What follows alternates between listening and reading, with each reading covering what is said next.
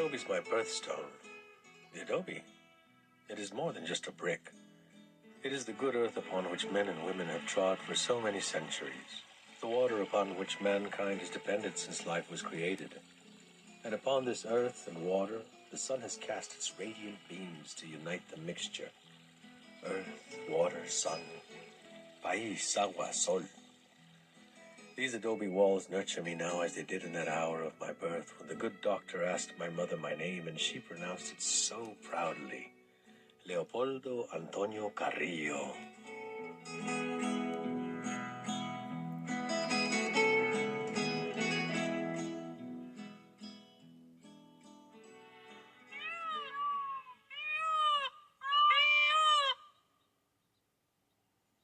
In 1937, Broadway actor and Hollywood star Leo Carrillo purchased land adjacent to the historic Rancho Agua Hedionda in northern San Diego County and started building his family's weekend retreat.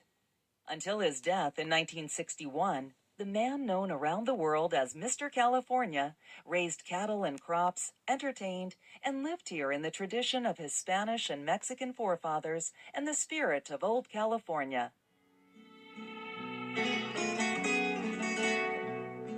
A portion of Carrillo Ranch was acquired by the city in 1977 and eventually became Carlsbad's only double-designated historic site with a listing on the National Register of Historic Places and as a California Historic Landmark. In 2003, the Leo Carrillo Ranch Historic Park was opened to the public. In keeping with Carrillo family hospitality, the people of Carlsbad invite you to visit the park in person, and they join Leo in extending a heartfelt bienvenidos, amigos. Native Americans lived in these coastal areas for thousands of years before Spanish explorers arrived in the late 1700s. The Luceño Indians are the most recent Native American group to live here. They lived in independent village groups, each with a defined area for collecting, hunting, fishing, and small-scale horticulture. Villages were usually located near fresh water sources. Sites used by the Luceño have been identified here in the park.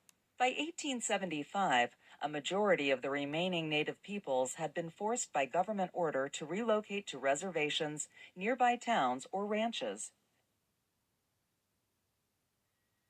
In 1842, after Mexico gained independence from Spain, Alta California was divided into large ranchos, and Juan Maria Morón, a retired sea captain, received the Agua Hedionda land grant and built an adobe dwelling near a spring. In 1870, this rancho became the property of Robert Kelly, who had immigrated from the Isle of Man. Robert's brother, Matthew, and his family homesteaded adjacent land, and in 1882 they built a two-story adobe house. Matthew's 9 children eventually inherited the Rancho Agua Hedionda and divided it up among themselves by pulling numbers from a hat. They owned the land until it gradually passed into other hands. In 1937, Leo Carrillo was at the height of his Hollywood film career, playing supporting and character roles and earning $4,000 a week. Born in 1880 near Olvera Street in Los Angeles, Leo was a champion swimmer and studied engineering in college. He worked on the railroad and as a newspaper cartoonist before his comic and acting talents were discovered, and he turned to the stage, appearing in 15 Broadway plays. In Hollywood, he eventually appeared in more than 90 films. He was part of an old and respected California family. His forefathers included an early settler of San Diego, a governor of Alta California, and a mayor of Los Angeles. He was proud of his Hispanic heritage and Californio identity and was determined to live a Western lifestyle that honored and celebrated it. When he and his wife Edith and daughter Antoinette yearned to find a weekend home away from cramped Hollywood, he headed south, looking for something special, someplace rural and romantic. I wanted a climate that was mild where I could see the ocean. I would like to get an old adobe and put it back where it was 100 years ago. We drove down back of Carlsbad. It was spring. The house was abandoned, but it was adobe. I looked down at the view, the rolling hills, the little valley, and I said, if there's enough water there, I would like to buy it.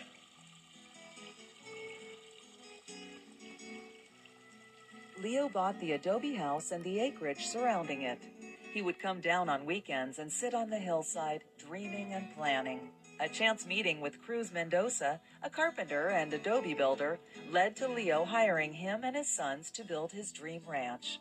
They tore off the wood siding on the old Kelly adobe house and used the remaining adobe walls and foundation as the core for constructing the rambling L-shaped hacienda you see today. Leo designed and constructed farm, ranch, and other structures, including a pool and cabana, a carriage house, a cantina, a barn with stables, and Dee Dee's house, a Pueblo-style dwelling for Edith. By 1940, Leo had turned his weekend getaway into a working rancho, with 600 head of cattle and dozens of horses roaming the vast meadows.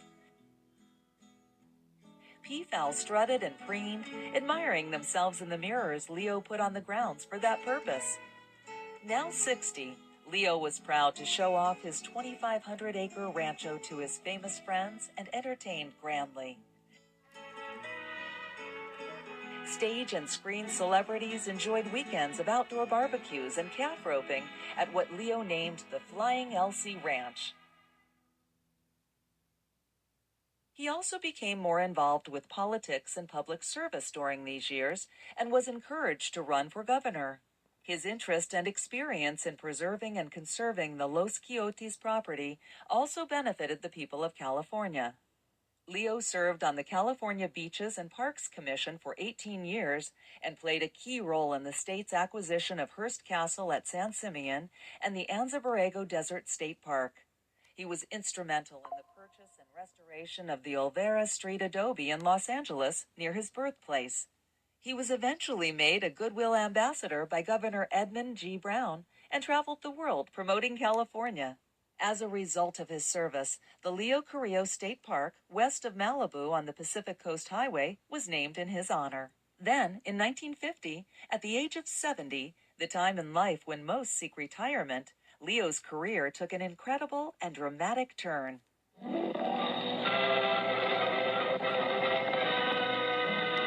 Here's adventure.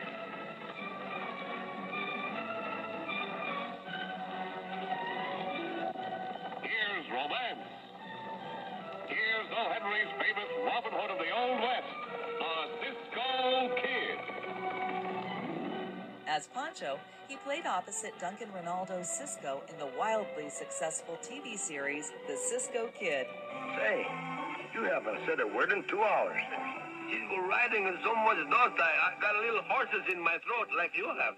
The series ran from 1950 to 1956 and was the most popular filmed children's series of its day. Oh, fun. Oh, Cisco! Buoyed by his TV success and public appearances at parades, fairs, and rodeos, Leo's recognition and popularity reached an all-time high, especially among children. Leo was riding high, usually on his favorite Palomino, Conquistador. But at the peak of his popularity, Dee Dee passed away, and much of the gaiety left the ranch for Leo. He spent less and less time at the Flying LC.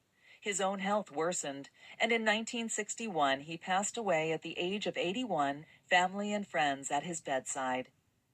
As one admirer noted, his life is a page in American history.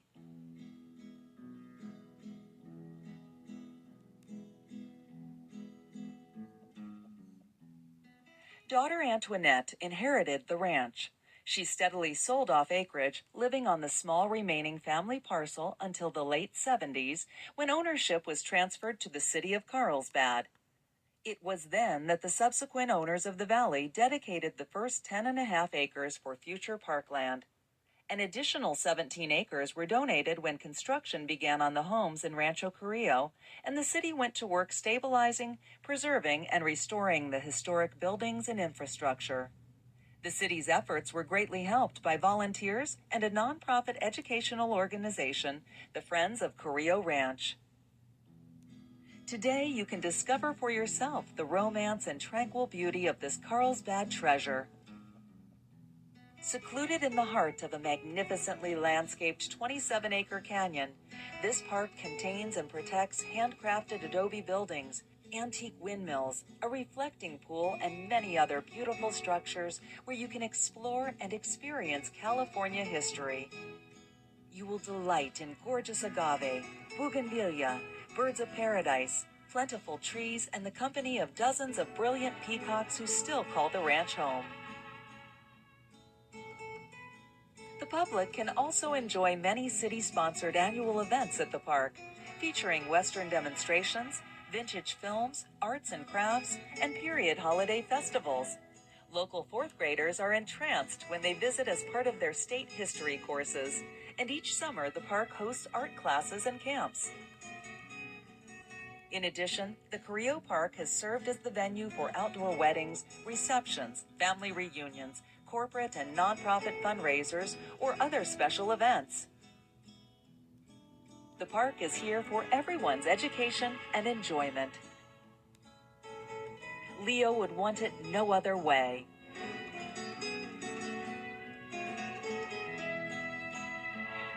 I have spoken my lines. País, agua, sol. Earth, water, sun. These are the simple things, the true things, the good things. Now, amigos, perhaps you understand why the adobe is my birthstone. Here on the rancho of the Spanish daggers amid the mellow adobe walls, I cherish thoughts of long ago mingled with plans for the future. On my doorstep is a message of welcome. Su casa, amigo. I mean that. Su casa, amigo. My house is yours, friend.